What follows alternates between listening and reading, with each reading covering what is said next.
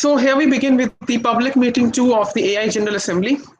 We have the delegates present for the meeting. I have a request to all the delegates that while you're present, please do not leave the meeting. It is very important that you stay. At the same time, it is necessary that you participate in the motions. Everybody has to vote in the motions. So I would like to recommend the president and the delegates, if they wish to table down a motion, table a motion to reevaluate whatever the discussions on agenda 1.1 and agenda 1.2 have been. Instead, the motion can be tabled to start discussion on agenda 1.3. Therefore, any delegate who is interested to take any of the motions, please.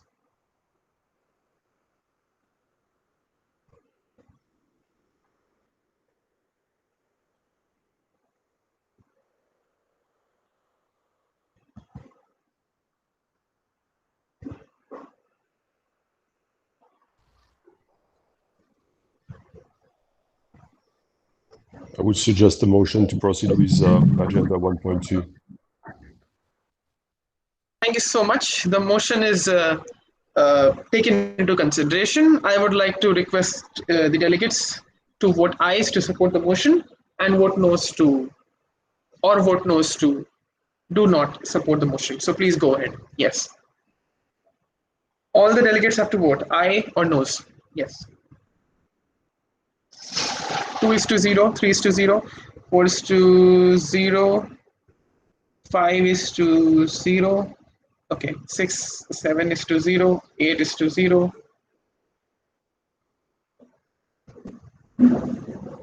9:0. It's already a majority, but anyways. Remaining 2 people who have not voted, please vote. Okay, 10:0. It's already majority, 11:0. It's a full majority. It's an absolute majority. The motion successfully passes. Reminder to all the delegates, I've already shared the link. I'm sharing the link again. You have to actually submit your recommendations for each and every sub points that you have discussed. I've shared the drive link. You have to do it. It is mandatory. Please do it and get back to us. Report has to be drafted. Why? Because this draft recommendations report will be tabled at 4 p.m.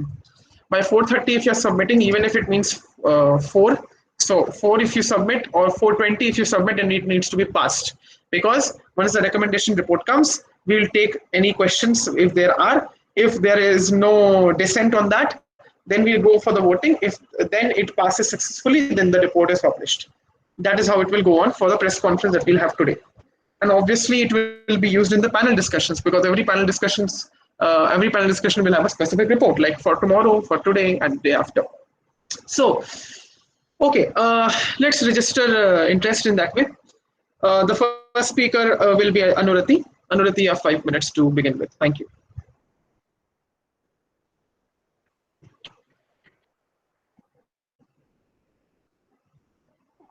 Yeah, I don't have anything to contribute at this moment right now. Okay, thank you. Okay. So I've reset it then. I would like to ask, because it's written professor, so I would say in alphabetical order it will be Ankit. So Mr. Ankit, I would request you to go ahead and discuss the agenda 1.3, which is related to, and I will enumerate what is 1.3. 1.3 is telecommunication and radioactive involvement through artificial intelligence, which is more related to geopolitical disruptions. So now we are discussing geopolitical disruptions in 5G. So Mr. Ankit, you have 5 minutes. Please begin. Thank you.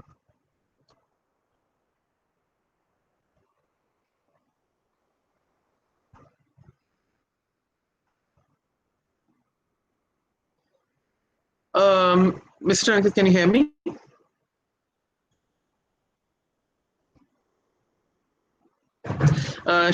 Kshitij is not there. Aditi, please take into consideration that Mr. Ankit is available or he's audible. If there's some issue, please connect with him. I will go ahead with Dev then. Dev, you have 5 minutes. Please discuss. You have to discuss multilateralism and geopolitics with considerations to splinter it. Thank you so much.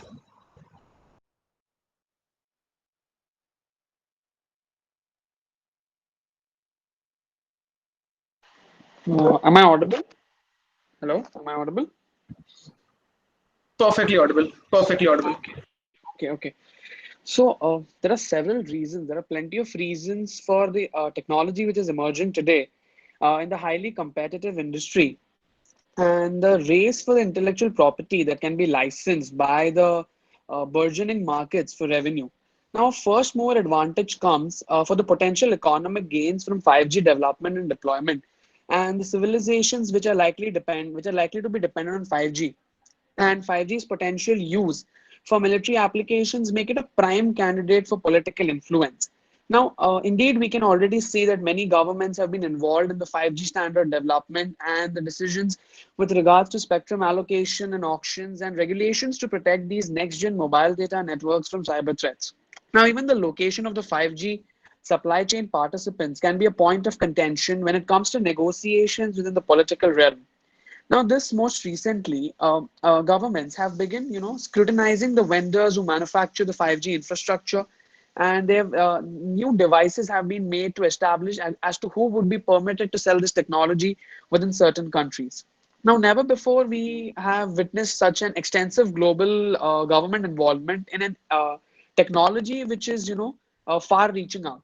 Now, recently, events and attempts made by the US to influence the banning of the UI gear in various countries and the growing policy debate with regards to 5G have become an independent issue.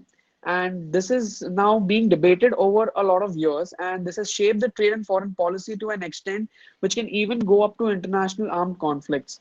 Now, first 5G first mover advantage, while 4G is still being rolled out in the country, is something which needs to be taken into consideration. And how whether this single technology can influence geopolitics. So 5G rollout is not going to be a fast process. It is obviously going to take a lot of time, and the government needs to have regulatory requirements for the same. Now, 5G network would probably be developed in a few years, in let's say the next 5 years. However, for some countries, a full rollout alone could even take decades. Now, due to the potentially significant impact of 5G that 5G can have on the civilization's functioning, decisions related to 5G technology cannot be solely made in the realm of business, as its application and implementation also need to have considerable political consequences.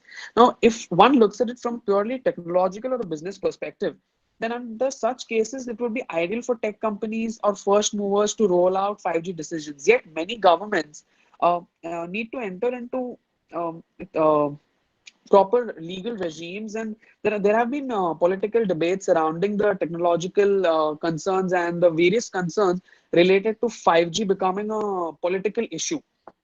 So that is what I would like to provide at this point. Thank you.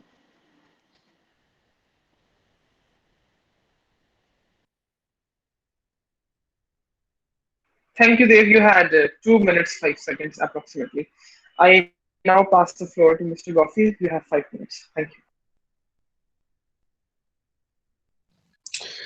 Okay, so basically, I'm not really a specialist in that matter, but what I can see is that the 5G issue is part of a bigger concern that we have at the level of international relations. As you know, there is a strong competition between China and the US, and it seems that at some point the 5G has not been really um, relevantly assessed. There are many points that are really important to raise. The first one is that if we really want to assess the legitimacy of 5G or the utility of 5G, we really have to withdraw from this competition between US and China. I've heard a lot of things, obviously, about the US government criticizing the Chinese system and the will of the Chinese to take the lead on this really huge technology that is spreading all around the world. So the first one is if we really want to work on that thoroughly, we really have to, step forward and assess the solutions that are offered on every side, Western side, Asian side, in a way that is as objective as possible. That's the first thing I want to say. The second thing I want to say is that behind those struggles between China and the US, there are also struggles in other parts of the world. Here in Europe, obviously, there is a big issue with 5G. We would like to be sovereign in developing this system. We don't want, I mean, the European Union and France, obviously, we don't want to be invaded by the Chinese system, and we fear that at some point this system, this 5G system, could be used in a way that is not really acceptable, and so we try to make sure that the 5G will remain inside the European Union. But the problem that we have is that the solutions that we have from Ericsson and Nokia are not yet ready, and obviously they're much more expensive than the solutions that are developed, for example, by Huawei.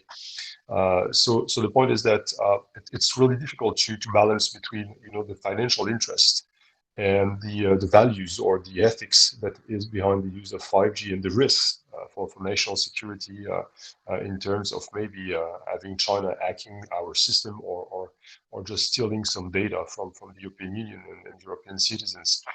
So the big issue that we have here is that we are not able to have a clear stance on what we want to do. We want to do two things. The first is obviously we want the 5G, and we think that 5G is definitely the future. We need it. But the second thing is that we don't want it at any cost. But if we don't want the solutions that are already available on the market, we will have to develop our own technologies, which obviously brings us back to this idea of balkanization of the internet and the technological tools. So here in France, and you know that in the European Union, we not, for example, we decided not to ban big companies such as Huawei. So we are already working with them. We have kind of a hypocritical stance saying that we don't want to ban them, but at the same time we fear that maybe they can be kind of a Trojan horse into the European system from the Chinese.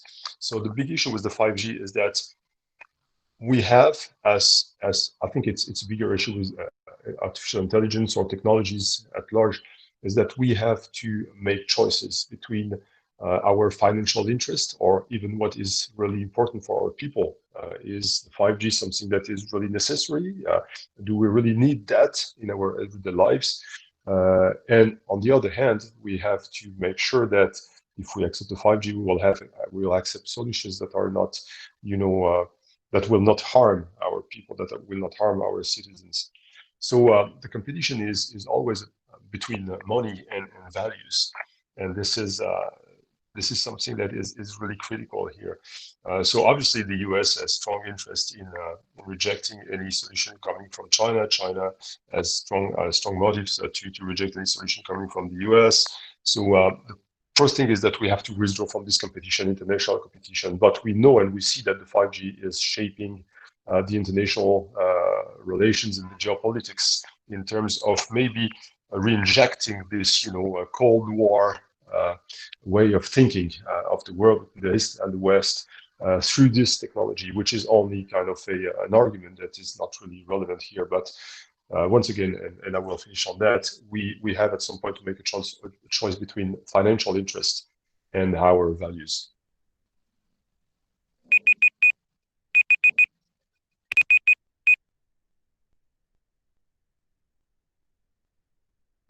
Thank you. Kashvi, you have 5 minutes from now. Thank you.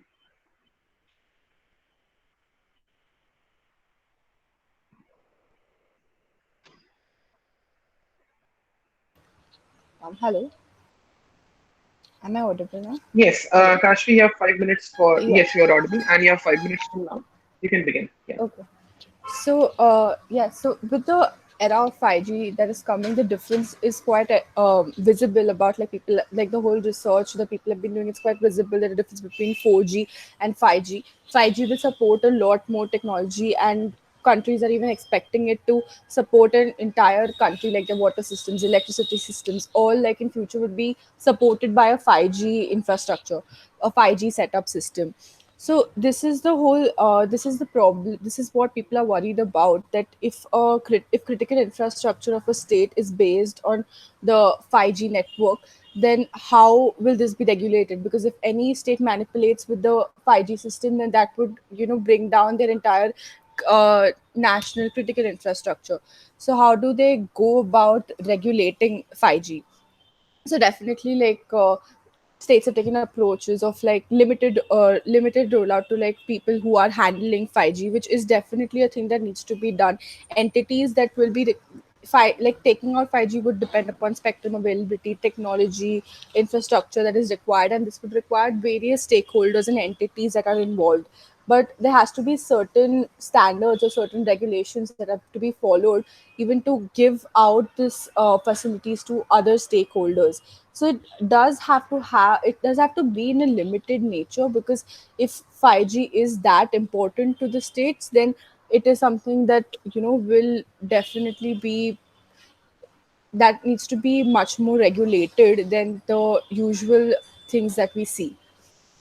Also, the problem that people will see like with 5G is also that the governments themselves, the governments will use 5G to for their major needs, and the major whatever systems are required, and this would require a large amount of data as well. So now the government's having such a power, there needs to be an accountability mechanism in place, because even how do we know that the transparency and the data that is provided and that is used by these 5G systems is not manipulated? The whole debate that is about with the 5G era, facial technology, facial surveillance becoming a major issue, is something that will only aggravate further. So how do we regulate such issues? Because this is facial surveillance is something that uh, some countries some countries believe that it is okay, like it is not a problem, but the implications of which could be very severe. Like people who trust their governments and give their data, but they might not know how this data would be misused. So such major issues of like surveillance and surveillance must be, there must be a proper like regulated structure even within the government. So a more like transparency and accountability based mechanism would have to be adopted. Yeah.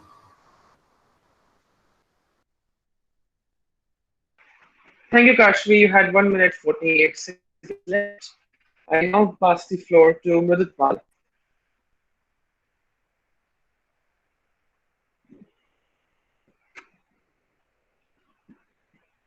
Mridutpal, I hope you can hear me.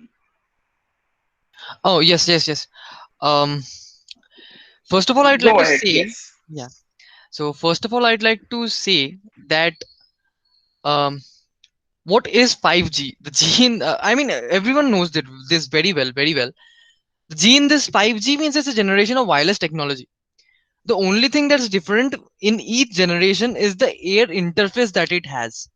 1G was analog cellular. 2G technologies such as CDMA, GSM, and TDMA were the first generations of digital cellular technologies.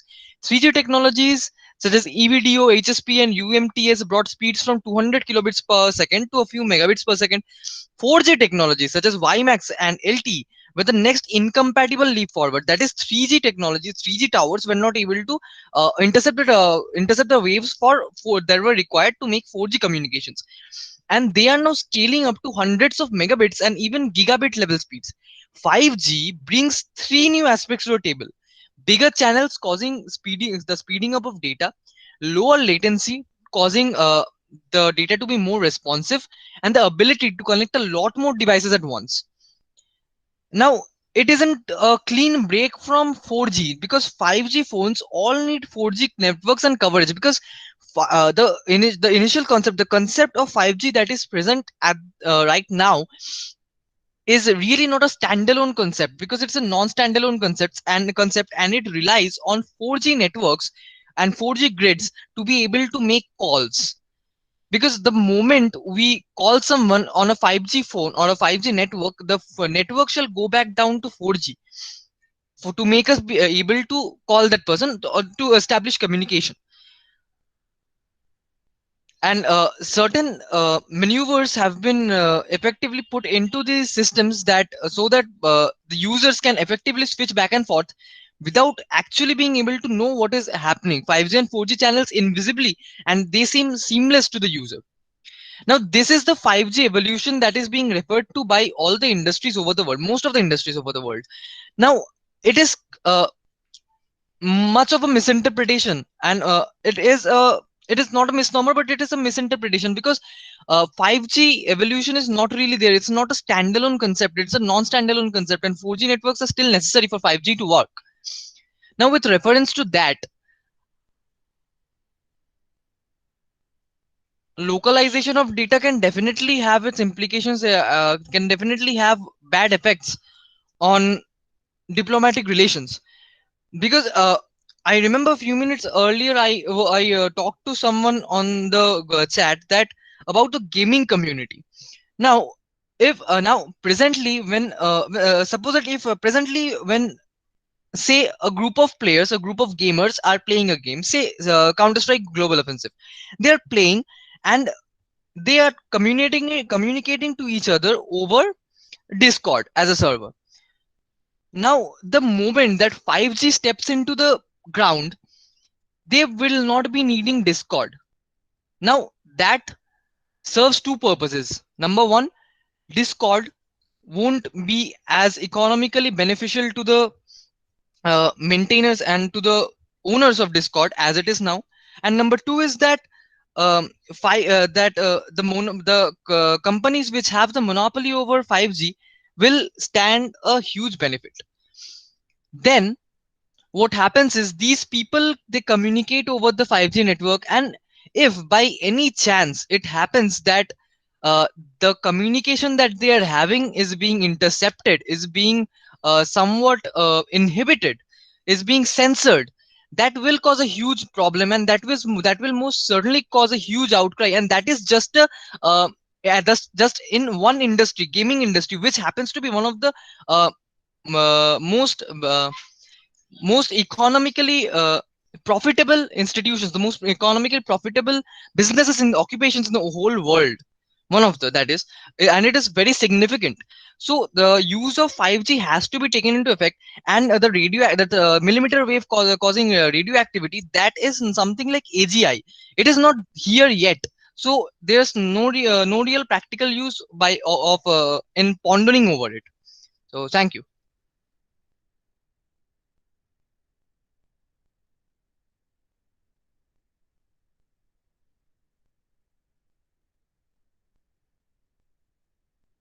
Thank you, Mrutpal. Does anybody wish to have an interjection to Mrutpal's statement? Any question to Mrutpal? You can have 1 minute for it. Uh, am I audible? Yes, Samar. Actually, I have a question, like not suggestion, but to all of Sorry, please go ahead. Sorry. you actually. Uh, so like, Okay, go so ahead. okay. So firstly, I want to understand like what is 5G, right? Like what is the concept, right? Secondly, when there's a 4G, 3G, right? So what were the issues related to 3G and 4G in India, Indian perspective? What are the issues in 4G? And finally, with coming of the 5G, how those issues which were already existing aggravated due to the coming of 5G? Like these are my three questions.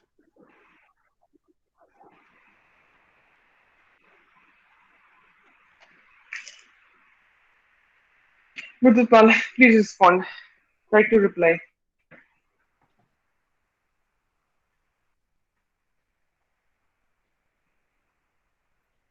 I think the question was addressed to all of us, right?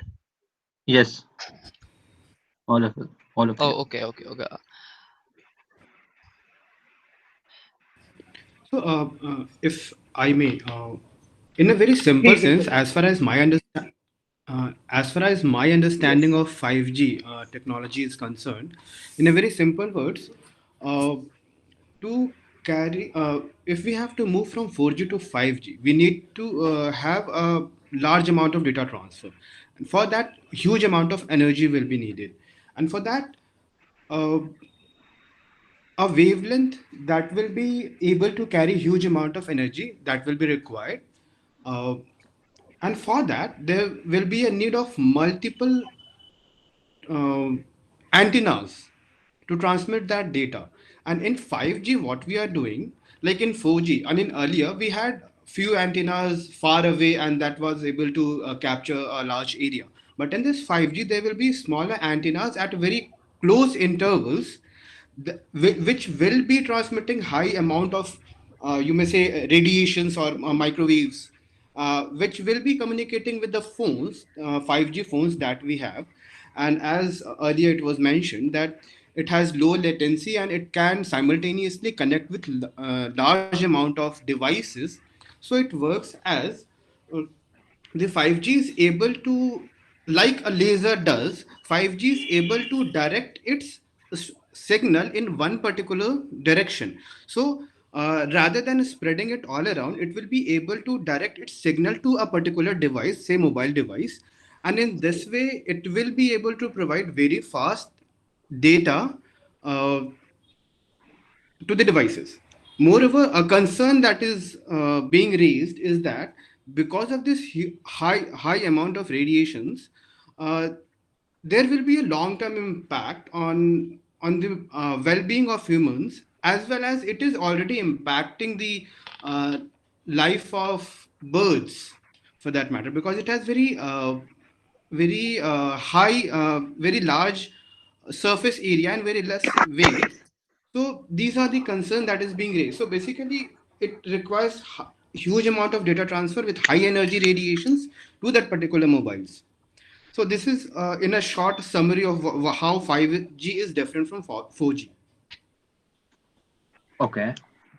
Uh, and what were the issues in 4G previously to this? Like, I would also want to know that as well. Like, It's not about if the issue anyone like has big, we yes, want to upgrade from a lower limit of data transfer to a higher limit of data transfer. right. So there is no issue as such. We just want to become better and better. Like there was problem of call drops because a particular antenna or a tower was not able to cater large amount of devices. So in this 5G, those issues will be solved. Okay. Similarly, high like one can play 8K videos without any buffer with the help of 5G, which anyway is not possible in 4G. So these are the upgrades that will be available in 5G. Okay. Can I add to it? Yeah, sure. Please, Dev.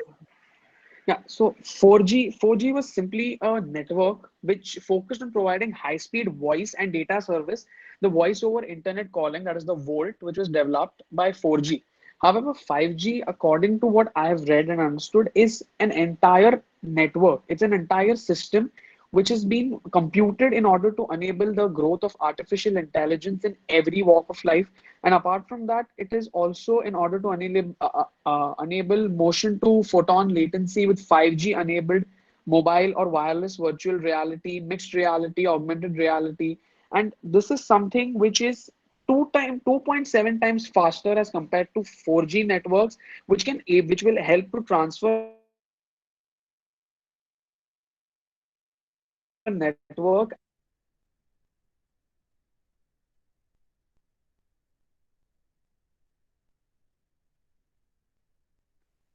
a very I believe there's some network issues from the side of Dev. We can wait for a few seconds in that case.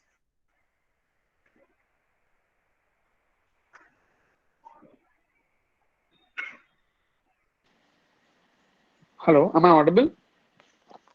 Perfect. Continue. Yeah, okay. So as I was saying, 4G was solely related as a mobile network, and it was voice over internet calling. That is VoLT. VoLT was 4G. Now 4G solely concentrated on providing high-speed voice and data services. However, 5G and the Internet of Things is an innovation in the field of machine learning and augmented reality and artificial intelligence. For example, now sensors from multiple locations can be used to generate a unified picture of a particular area or a particular setting. Now, this all would be possible through 5G. Low motion to photon latency with 5G enabled devices, virtual reality, mixed reality, augmented reality could all be enabled with the development and the advancements in the field of 5G.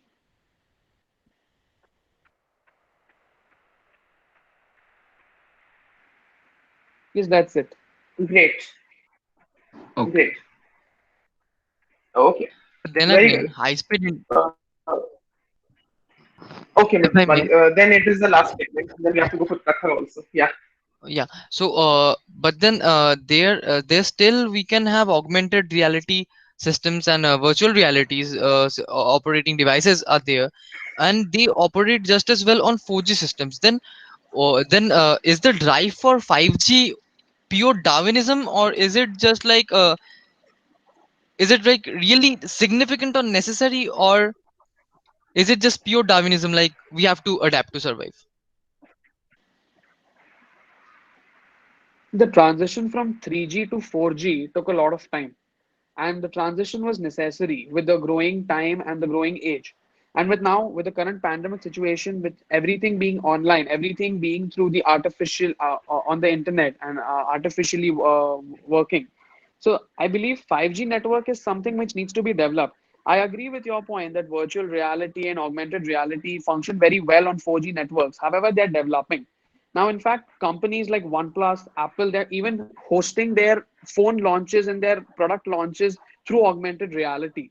So, devices need to be developed in order to support these networks and the new features that these companies are bringing about. Because companies abroad are bringing about new changes in their work styles. So, it is imperative for each and every country to develop this. It will take time. The transition from 3G to 4G, if I'm not wrong, correct me if I'm wrong, it took somewhere about 10 to 15 years. So 5G is not something which would be developed tomorrow. It is going to take time, but it is something which needs to come up and something which needs to grow with the cyber security vulnerabilities that are developing and the policy concerns that are revolving around the cyber securities. All right. Wonderful. Now this is the way interjection should happen. I think this is a great way to discussion. Okay. We have now Prakhar. Prakhar, you have 5 minutes.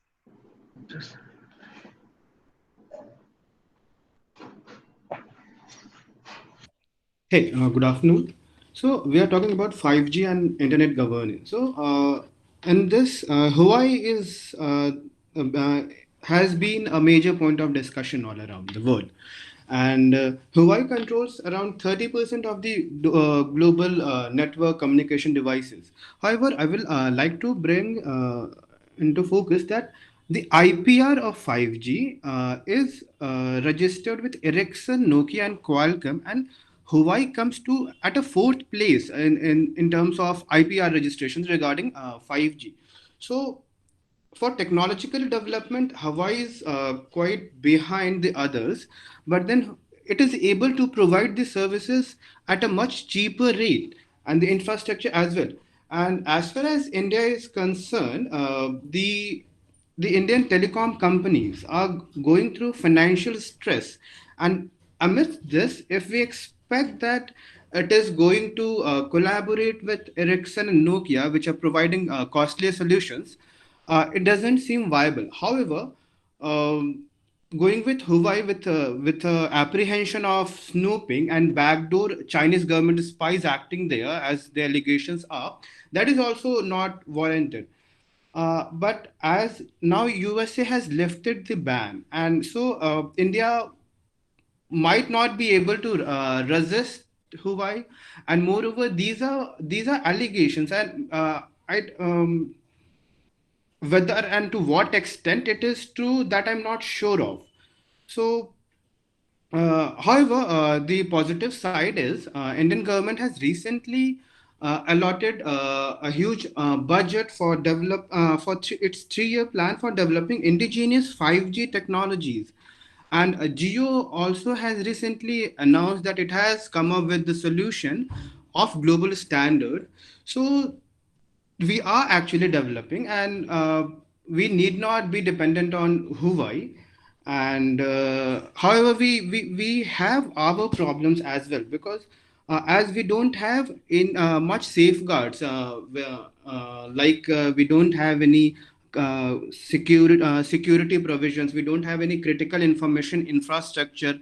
um, these devices communicate. The security of the data is maintained through coding and decoding of the data by encrypting and decrypting it. And India doesn't have any particular standards for that. We rely on the standards of US and UK and China. So these are the challenges. And the 5G technology, as we have discussed, it includes all. It includes the antennas, the satellites, the wired network, the wireless network. So it includes huge range of things. And moreover, if we say that what is the need for the 5G, we do need it because as internet of things is growing, as USA, the companies in USA are coming up with driverless car, which might be more efficient and more and less accident prone. So if these technologies need to come, um, there needs to be a 5G network for that, a wireless network with high speed data transmissions. Moreover, 5G is uh, uh, in the for making India digital. Our government has tried to bring internet connectivity to each and every gram sabhas and gram panchayats with the optical cables. And with the coming of 5G, we might not need that one particular system in a gram panchayat having a high speed internet. We may have multiple devices across the country and people accessing it through that. And moreover, in COVID situation, it has become even more um, like we have jumped maybe 10 years 15 years ahead of what we could have attained in a normal progression. And therefore the coming of 5G becomes even more important. And India is working, and it needs to work with all the stakeholders. Otherwise, only the big tech companies global at a global level will be having the control of all the data. So that's all. Thank you.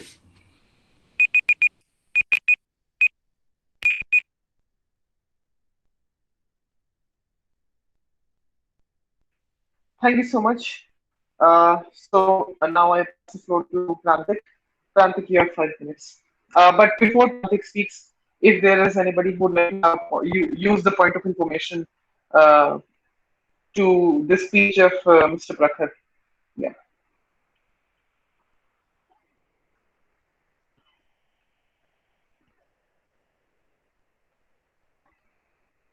Okay, I repeat, if anybody wishes to ask Mr. Prakhar any questions through the point of information.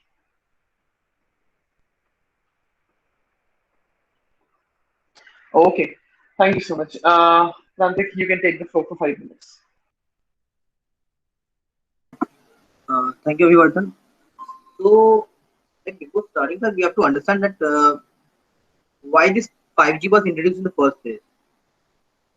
So, like as we're entering into technological advancement day by day. So the main motive of 5G was to enhance and enforce this Internet of Things perspective. So, in 5G, so the radio signals and the telecommunication towers should be set in a very close range,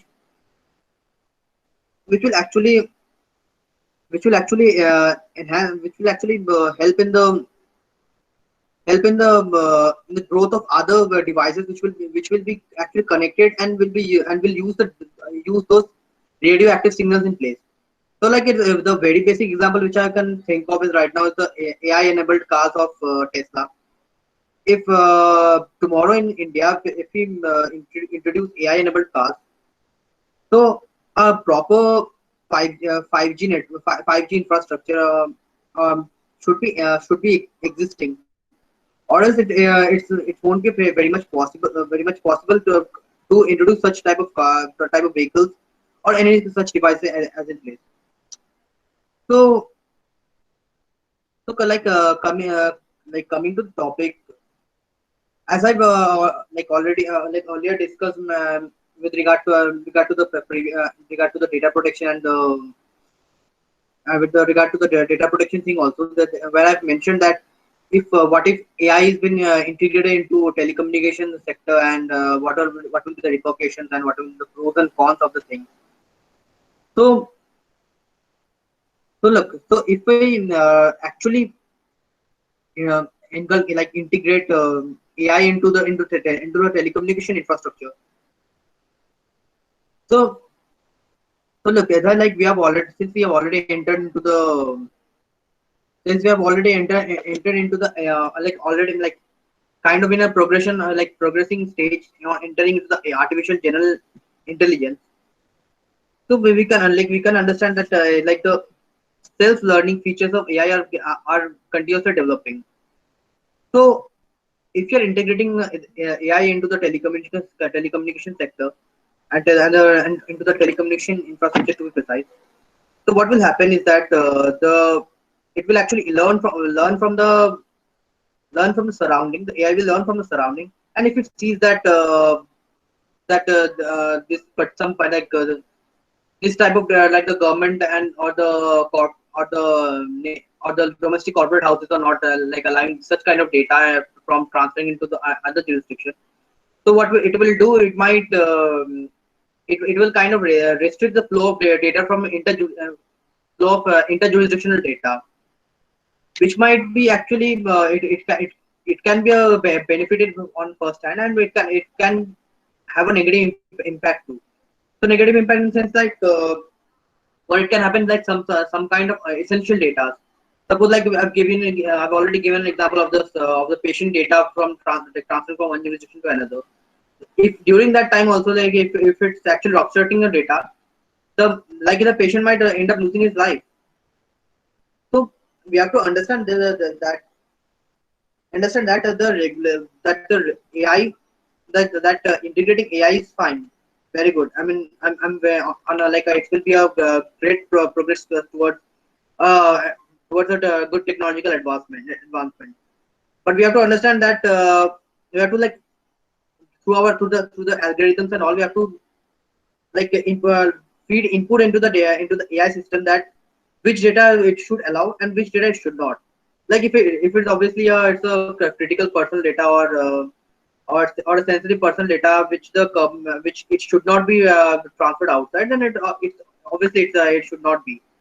But if it's like if it's it's a dire situation, and there should be jurisdictional transfer of data, then then the AI should allow those data to get transferred, or else it will actually end up like every jurisdiction will end up having its own data protection laws, and the globalization aspect of everything will be disrupted. So what all countries can do, they should join hands, and they should go for multilateral treaties uh, to actually foster the growth of in this aspect. Thank you. Great. Thank you so much. Uh, Summer, before we move on to Summer, does anybody wish to interject? Does anybody wish to respond to Prantik's speech?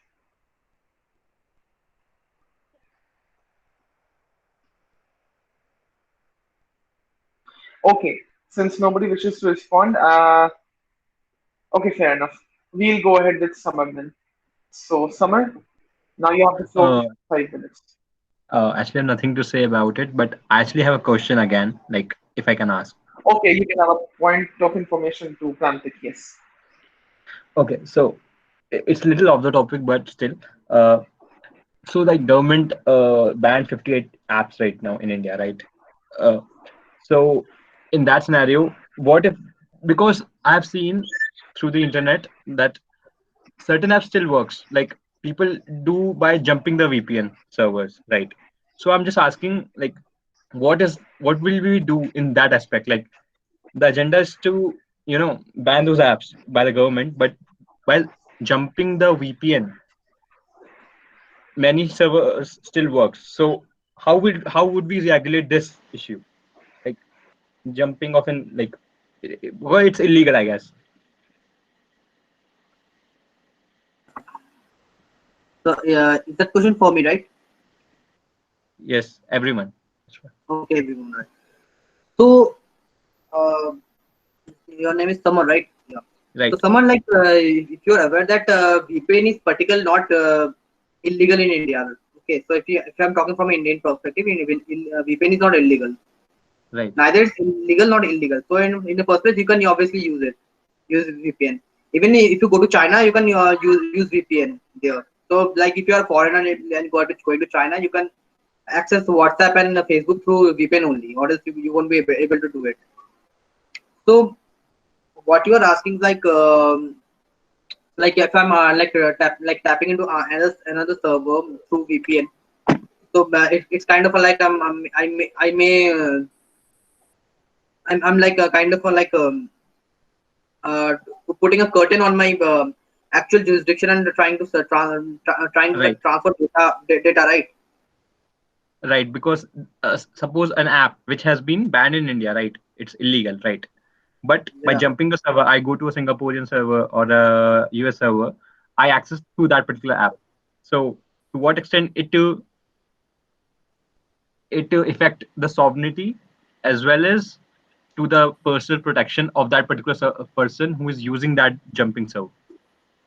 Like, what is there a security issue related to that part of it? You can install firewalls and proxies to your network in order to enable data around your system and protect yourself. I mean, uh, huge companies and multinationals usually Right, have their internal data which is protected via firewalls and other. Basically, their network is a closed data which works through fiber optics, and firewall and proxy networks are set up. So I think that can enable to protect your data online. no, no, I'm asking the legality of it. Like, okay, there's our protection, I understand. What I'm asking, to what extent it's legal, and you know like, is it legal or not, like, in that sense? Yeah, so like I've already told you that VPN is not something which is banned. Okay, so particular many jurisdictions don't ban Right, VPN because I don't know like how much you're aware of it. Like the it's like like around 3 years ago, this thing came up like if like FBI and CI was caught like they were also using VPN. right, And if you like if you even if you Google it, suddenly, like then you can easily download any VPN application. So that actually indicates that the VPN is not not a bad thing. Even if you can if you can get it in at Play Store, you will not get PUBG right now, but you will get a VPN even if it's like if it was like a illegal thing, then it wouldn't be have like placed in the App Store or in the like there should be no installation setup you will get at a just a browse. Then what you can do at that instance of time, if it was legal, what you can do it like you should have to go like use the onion browser if you are aware of it. You can like obviously go for onion browser, and from there you can download it, or from or you can go for any other you can like take it from any other person from like offline transfer and all. So I would like to have an interjection here as a session consultant. Considering the nature of the agenda which is necessary, it is humbly requested by all the delegates that it does not deviate. For example, you're discussing torrents and you're discussing 5G, VPN. However, the nature of the discussion which was going, as a session consultant, it was my duty to inform that I did not feel that it was consistent. Therefore, okay, it is requested that if we are discussing multilateralism and geopolitics, then actually we understand those aspects as well. So, anyways, one more thing which we will apply from tomorrow, because it is a step-by-step procedure since everybody's learning, is that from tomorrow the session consultants will be asking questions to the delegates to understand how much have they researched on this and how they are going to assess and evaluate the seriousness of the issues. This is to be done to understand that whatever we are discussing is clear. Also, in the draft resolution, those who are contributing you have to mention your name here. So I'm sharing this tab now. If you can see this tab, I hope all of you can see. Yeah, all of you can see. Here you have to name your names here. So authored by, you have to add it here, like Samar Singh Rajput, comma, something like that. Then you have to do it. Those who sponsor this resolution, their names are different. But anyways, there can be as many authors for one report. Okay. Meanwhile, on any agenda, if you wish, you can also propose a draft resolution. But the majority of the discussion must go up. Okay. Rest of the things, I don't think that there was an issue, and this is not particular to what Prantik's statement was. It is in general to all of you. So let's go with Sanad then, since Samar has already said that he does not wish to give any speech. So Sanad, you're the last speaker in this caucus. You have 5 minutes. Please go ahead. Thank you. As far as I am concerned, I think that AI is at the center of the development of 5G networks. What I want to point out is that 5G networks, it's not just about the high speed. For example, an important part of the 5G network is called as massive machine type communications, where you can communicate between machines through because of the low latency network provided by the 5G, and you can connect up to 1 million devices. So usually if you go to a place where you have lots of 4G enabled devices, the 4G grid is not able to handle so much load, and that's why it can't function. But no such problem would arise in the case of 5G, because according to certain reports, 5G can handle up to 1 million devices connected per square mile. And the key part of 5G which would impact the development of AI would be ultra reliable and low latency communications. So basically, it'll allow instant communications between the network and devices. And it is this feature of 5G which will help us achieve the autonomous utopia which we dream of. Uh, in fact, applying AI to both the 5G network and the device will lead to more efficient wireless communications. AI and 5G, they share a very symbiotic relationship in that manner, because uh, AI will help us develop better 5G, and 5G will help us apply AI into various avenues which we couldn't even have dreamt of earlier. Uh, in fact, much of the talk in the wireless industry has been around whether AI will make the 5G network better. And it is very clear that AI will have a strong impact on several areas of 5G network management, such as enhanced service quality, simplified deployment, high network efficiency, and improved network security. Uh, by improved network security, I'd like to delve into a topic called edge computing. Now, edge computing is usually, there are two types of computing computational practices which are adopted by devices. One is called cloud computing, one is called edge computing. With respect to cloud computing, what happens is all the data from your device, it goes to a cloud, and then it is being processed on that cloud.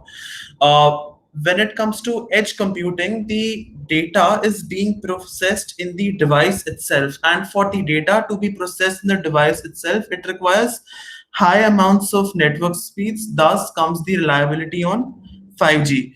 Through edge computing, we will be able to initiate instant computation of data on the device itself, which would basically mean that the device would never stop, the artificial intelligent available device, it never stop learning. It would keep on uh, processing data and gathering new insights from it, thus making the entire process of using that device better.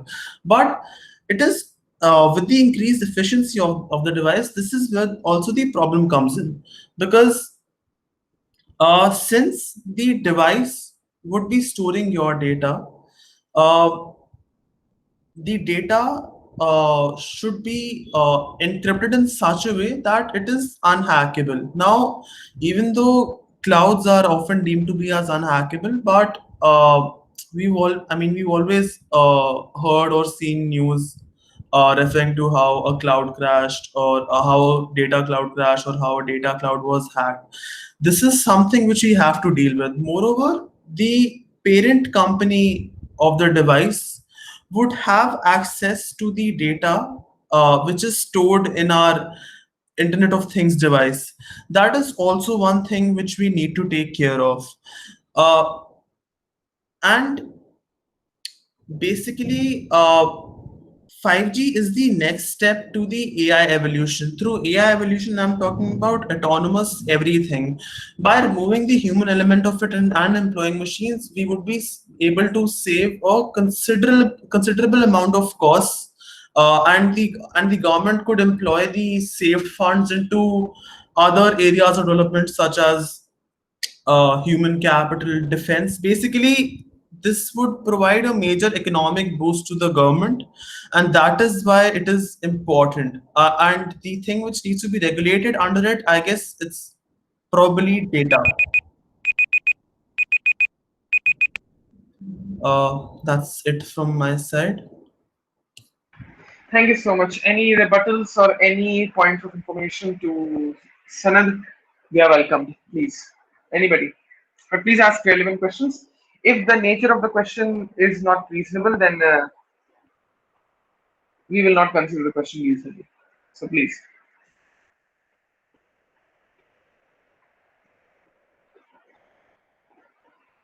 Okay. Nobody has asked a question then. I would like to ask the president for uh, his final remarks on Agenda 123. Thank you.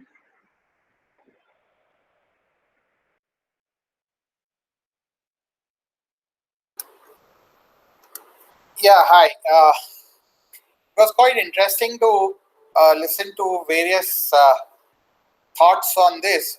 My primary issue is, particularly right now, I have no solutions but only questions, and therefore the questions primarily are from the perspective of privacy and 5G, because the kinds of issues of the interconnect between 5G and the IoT devices, and thus looking forward to hackers, pretty much knocking your doors knowingly and unknowingly on cell phone security systems, smart vehicles, smart homes, and therefore uh, the kind of metadata information which could the devices collect, ultimately for the commercial benefit of the companies, as well as in case if there is issue of cyber security, from the perspective of kind of information these devices can collect about temperature, pressure, humidity, kind of data which they can manipulate and misuse, is going to be really a challenge. And therefore, I see, before we get into any other situation as far as 5G is concerned, I'm hoping that technology, and particularly security challenges which we have, the AI could have some answers to have some trustworthy technology innovations in this regard. And last and not the least, I'm hoping that particularly the well-respected, credible, operators, vendors, and government organizations actually should join forces to develop some frameworks that can promote excellence and trust. Therefore, deterring threat actors and preserve the features that addresses what technology is basically developed for, which is technical progress and improving the quality of living conditions. And I think after all of this, we will also in any case require the law to be upgraded, and therefore whether it means the India's information technology law, or do we need some further regulations in order to keep up with technology, especially until now privacy will take care of the everything to do with personal information, but the convergence of both the privacy as well as uh, the kind of 5G will address the issues of IoT, and therefore a confluence of factors like this under which law, which regulation, which policy, and how exactly this is going to be sort of resolved is something which we will all have to wait and watch. So this is what it is from my perspective on this issue. Thank you. Certainly, my pleasure. Thank you so much. I'm so sorry. Actually, I was out due to some network issues, and so I was also a victim of this. Anyways,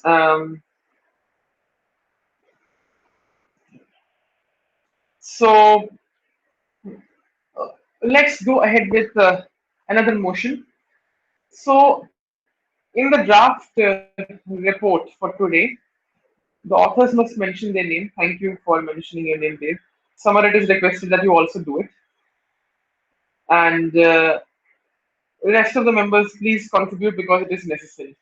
So those who are doing it, they have to contribute in the report. Everybody who has spoken, they have to do it. You just need to give their pointers in due necessity, and that would be helpful in the whole process. So, how should we go forward? We still have some time left till 4:30. 4:30, we'll start with the track presentation, and you'll enjoy the track presentations for this day. They will be amazing. Then the panel discussion, obviously, with Christoph Ludge, Luna, Bogdan, and rest. Odoma also. It will be fun. So let's see how that goes. But before that, and I think Mr. Sanjay will also speak in the panel. I hope so. So that would be great.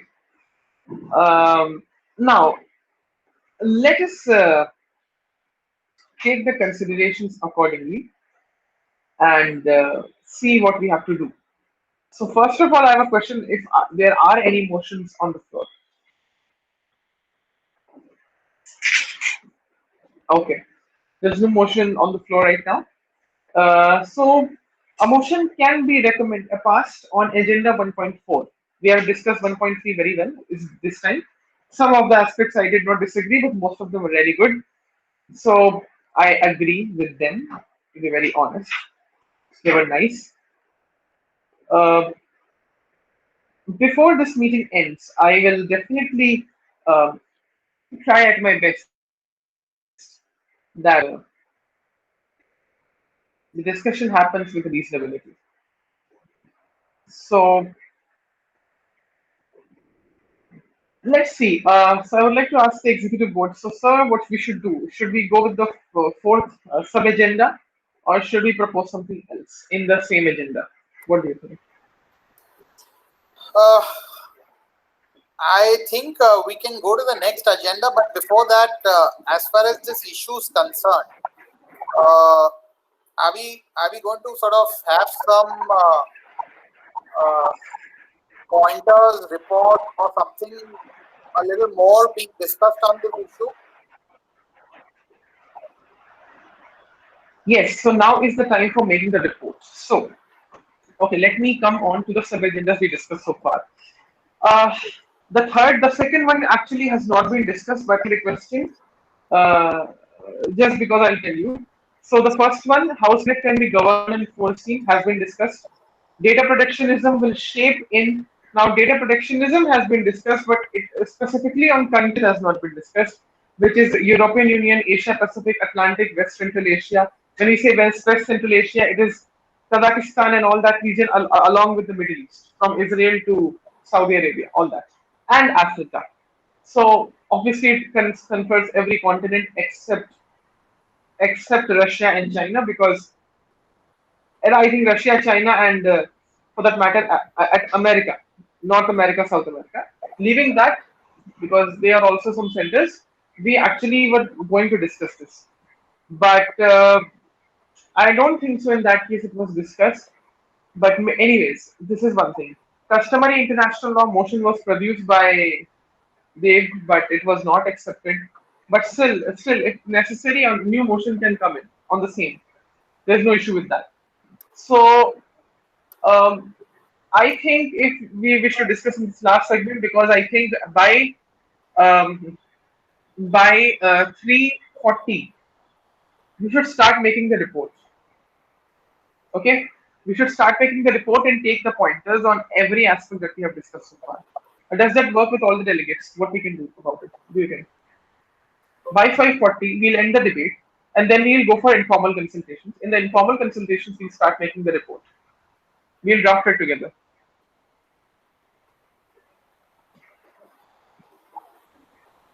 Please tell me what do you think about it. Yeah.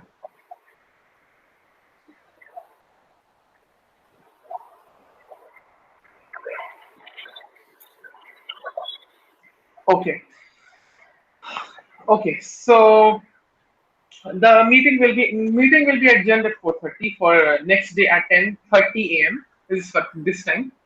And now what we will do is that to initiate things further, we will then go, actually it will be 10 because initial session will come and we will give briefing on what will happen today and everything. So it won't be a big deal. Now let's go ahead with this. So what we have to now discuss is, as a session consultant, I'm requesting anybody to pass a motion actually move first to request a motion which is to be passed or not to pass on discussion regarding the true discussion regarding the regional avenues in specific regions which are now emerging with regards to 5G governance and multilateralism. And I'm mentioning the regions which we should discuss in this time left. So the regions are as follows. I recommend that these regions are very crucial and they are actually like turning points. First one is Asia Pacific. Second one is European Union. Third one is Atlantic. Atlantic, we can say America.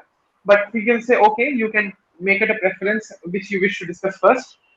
But my consideration as a session consultant is that you can discuss, because European Union actually a lot of discussion already happened. So you can discuss on Asia Pacific, West and Central Asia, and Africa first. You can prioritize European Union and Atlantic afterwards because America EU population is a lot discussed. So we can do that. So let us then do. Any delegate if wishes to pass move the motion, please. Please do it. Please, anybody. Please move it. Yeah. Yes. So, Abhi, my Yes.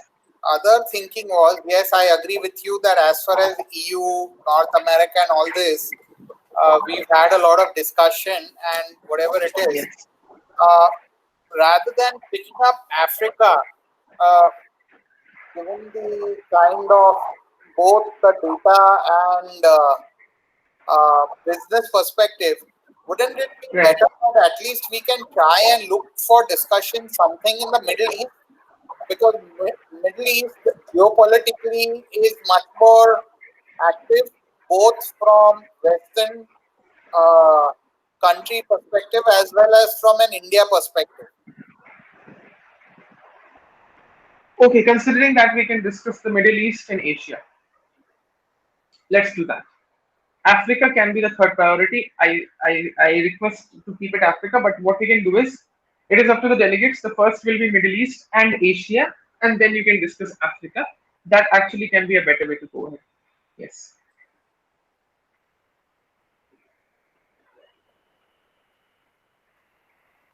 Okay.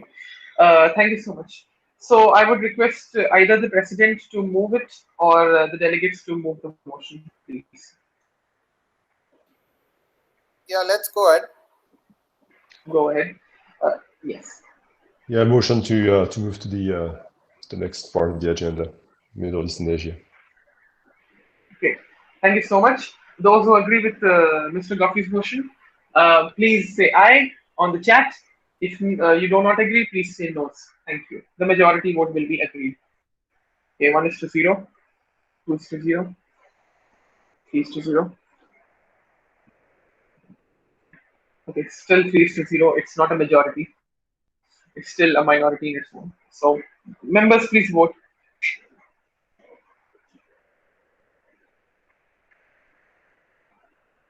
Okay, I repeat the motion. The motion is to discuss geopolitics of Middle East and its considerations of 5G governance and multilateralism.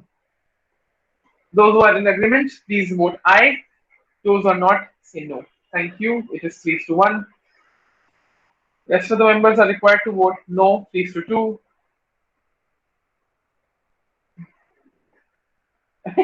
Okay, 3-4. This is weird. Interesting. 3-4. Okay. 3-5. Okay.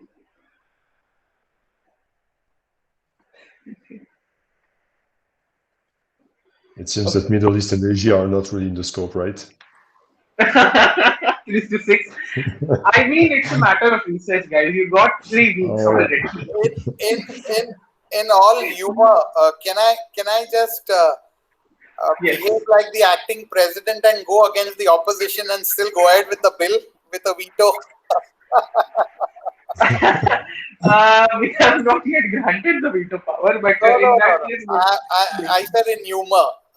yeah, humor we can, yeah, humor we can. So it is 3-6. The motion is not passed, but anyways. So in humor, yes. But I certainly have a very important consideration, guys. You had 3 weeks. Now you have some time for tomorrow as well. If we discuss anything which is different, understand that this is just a cheat sheet. It's not the final thing. Anything can be discussed in the agenda. Consider it in the sense that it is reasonable. Um, I have no issues as a session consultant that you're not discussing it.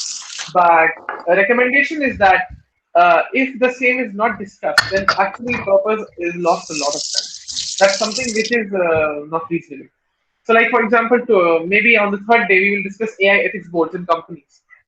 So we should go ahead with the majority of discussion, right? Because that actually is a very complex discussion when you get into go into issues of companies and all that. This was more related to geopolitics and international affairs, the first one. So, okay, we have an alternative in that case. Those who have said ayes. Okay, so some more people who are interested to vote, please do. No's or ayes, who wish to. Because you need to be prepared with the agenda. You need to read about it and understand how this goes on. It's not that difficult. So, and this is just a suggestion, not a binding thing, but please do it. Because justice to discussion also must happen. Now, what we can do instead is that those who have said I, and we can now implement it. Since they wish to discuss customary international law, but we could not do that. I have a recommendation to Dev, Mridutpal, Mr. Prakhar, and Mr. Goffey that based on the motions that you proposed which were not passed, I would humbly request you to draft them in the report, give your suggestions, and we can have them in the report. That is an alternative which we can give, even if the motion is not passed. At least the views which are there can be reserved. That's the best thing we can do now.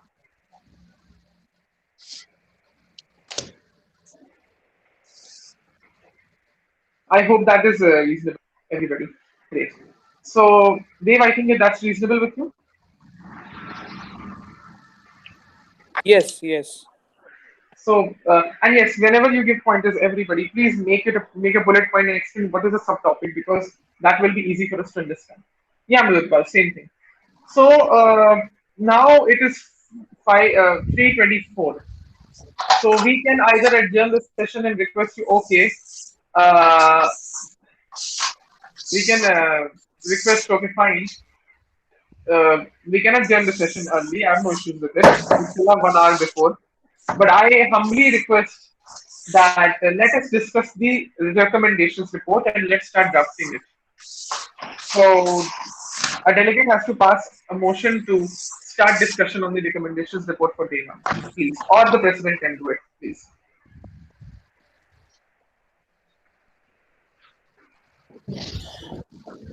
I propose a motion to discuss the recommendations report for today's session of the assembly. Thank you. For public meeting 1 and 2, the motion is considered. Motion is accepted for vote. Those who are interested, please say aye. Those who are not, say no on the chat. Thank you. And I request that many people do it, but anyways. Okay. Now here you don't say aye. No, this is not accepted, but anyways. 3, 4, 5, 6. Very good. Majority pass. But anyways, more. 7. 7. Okay. Wonderful. 8. Okay. Only 8. Three votes left. Those who have not voted, please do. Three votes more. Obviously, it's a majority, 8 is to 0, but still, voting is necessary since you have said present and voting. Oh, there's no concept of none of the above? Because if you are present, then you can't vote in any procedural voting consideration. Likewise, if you say present, then you have to vote only for draft resolutions and reports. But Okay. if there is a motion being passed, then you have to vote. It is mandatory because you have said present and voting. So that's it. Yeah. 3, 4, okay, 4, 5, 6, 7, 8. It's 8 only. We consider 8 is to none. Vote has not been exercised. That's something which we can't do. However, it should have been exercised.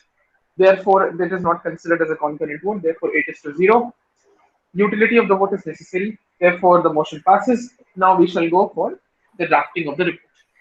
And for the purpose of drafting of the report, I request the president to propose a motion or the delegates to propose a motion to go for the informal debate. Thank you, Grantik. It is 9 is to 0 now.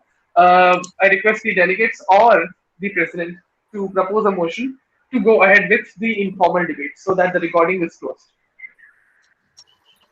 Yeah, let's do that. Great.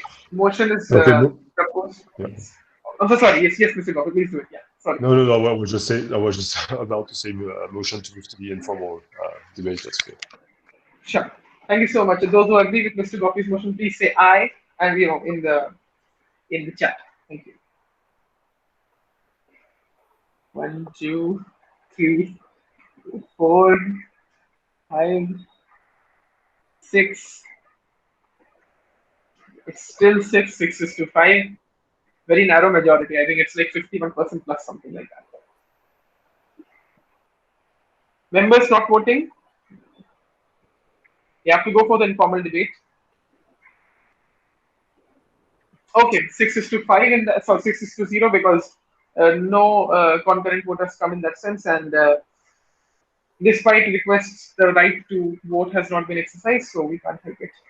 Okay, so let me count in this way: 1, 2, 3, 4. Okay, it is 7, I think. So approximately 7 is to 0. The motion is passed. Therefore, we now go in for the informal debate. Kindly give us 5 seconds, 5 to 10 seconds once the recording stops. Once the recording stops, then we start drafting the report and then we submit it to the executive board. Thank you.